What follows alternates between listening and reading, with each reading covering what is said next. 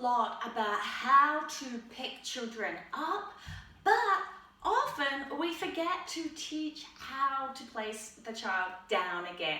And often this is actually where we can hurt our lower back a lot because we're trying to put the baby into a crib or into the swing, or as our children get older, you know, we're trying to like pick them up and put them up into their meal seat, or just get them up at the table and into a chair or over into their car seat. So I want to just help a little bit with this. So one of the things that you want to do is make sure when you're placing the baby down or toddler that they're really close to your body and throughout the whole movement. So what I tend to see is that people are really good and they're really thinking about things. So they're thinking, okay, I need to relax my glutes and hip hinge it back, and I'm going to place the baby down. But can you see how far the baby has come away from my body? And this, especially as the baby or toddler gets heavier, puts a lot of strain into us, and we end up tucking our bum under in order to like help support the baby's weight out here, and that rounds our lower back and puts a lot of pressure on there.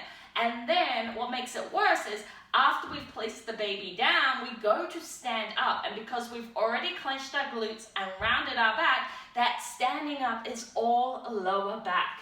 All right, so when we're placing the baby down, I want you to really think about keeping the baby as close to you as you can and hinge back, but see how I'm keeping the baby right by my body as I hinge back, and then I'm going to brace, so I'm going to exhale, pull up my core and place the baby down without moving. Now I'm going to inhale again, release the glutes, and then exhale. Imagine I've placed the baby down, and exhale and stand up, and that's going to protect my lower back. So let's try that again. We have the baby whichever position, so let's just say you're putting them into the swing and you have the baby up here. You're going to hinge down and bend down as far as you need to with the baby as close to you as you can before you then brace. Don't squeeze the glutes, brace the core, and then place the baby down.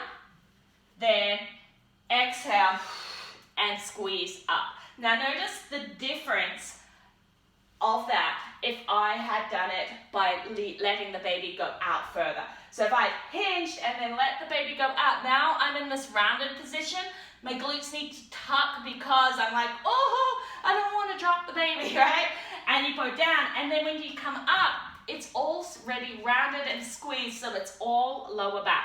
So it's really vitally important not only to hinge and squat and think about that when you pick the baby up and bring it nice and close to you before you stand up, but it's important doing it the opposite way as well. So if you're putting the baby into the crib, you need to be nice and close to the crib. If you need to, be up on a stool so that you can bend over, and you're going to come over, you're going to hinge back, you're going to go down as far as you can, holding the baby close to you, then you're going to brace, so pull up from that pubic bone without squeezing the glutes, place the baby down, and then stand up.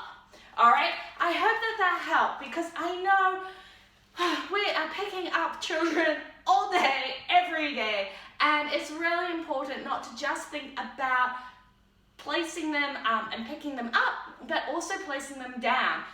The other option you have, especially if you're going close to the ground, is to hip hinge as far as you can and then squat down as much as you can before you go down. Or if squatting is really hard for you, which it can be if the back of your legs is tight, you can go into a 3-point stance. So one leg forward and one leg back. And again, you can hinge, come down, and then into a lunge position where you can now put your elbow to support you on your leg, and then place the baby down. One hand, come back up. Exhale as you come up. So there are a number of options that you can do, but the main key idea, if you take nothing else away from this, I want you to take away that you need to keep the baby or the toddler close to you for as long as possible, and if you're picking up, as quickly as possible, because this stops that sort of hinge and weight bearing that can happen.